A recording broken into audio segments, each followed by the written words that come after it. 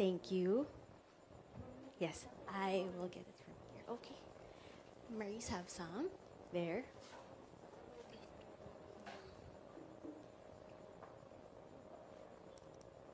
I'm so scared. I'm really scared. Dami kasing tanong about him and I'm tired of smiling and nodding.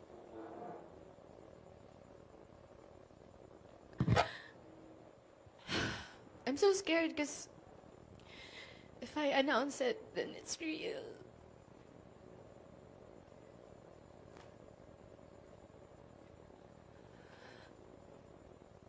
But yeah, Rico and I are over. So sorry, Maris. Sin- Okay lang bang mag-share ka, Maris? Kasi parang emotional ka. It's fresh. It's been a few weeks. Loneliest, emptiest weeks I've ever experienced in my life. Yeah. So, I know, may pinagdadaanan ka nga.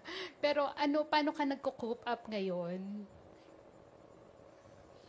Nanonood lang ako ng Bluey.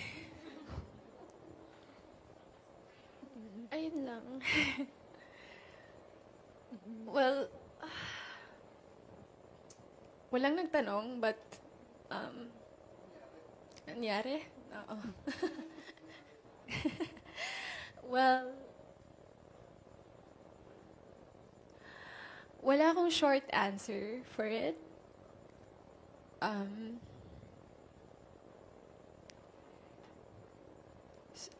Hindi ko rin siya malabas ng isang statement lang kasi hindi ganun kadali. Hindi ganun kadali.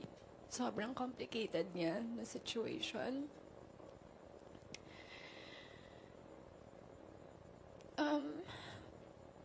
Rico and I, our universe was so beautiful. It was so full of love, laughter, music, everything. It's spontaneity, everything. Sa 5 years namin together, we were always on the same page. Always on the same page. But I don't know what happened to me. Maybe I turned to the next page and saw a new perspective sa life. I had visions of who I want to become, how I want to evolve. I'm so curious about the world. And the truth is, I am going through changes. And alam naman natin yun, change is either good or bad. But what I hate about change is that it's inevitable. Di mo siya matatakasan. And wala ka nang ibang gawin kundi you have to face it and confront it. Because it's been in the back of my head. So yeah,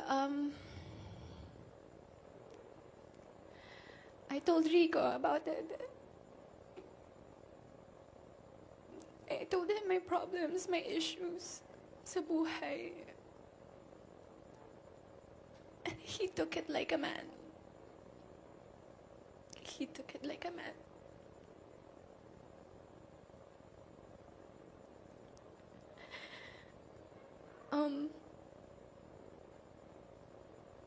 It was a very difficult talk because I love him so much. I love him and he loves me, but I have so many questions about my life and how will I go on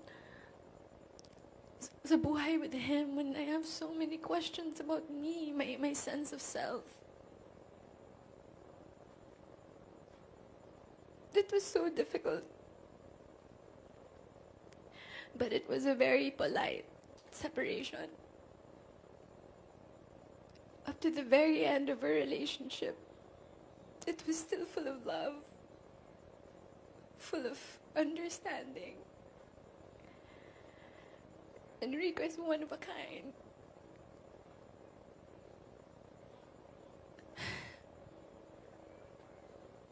If only I could skip through my 20s, you know.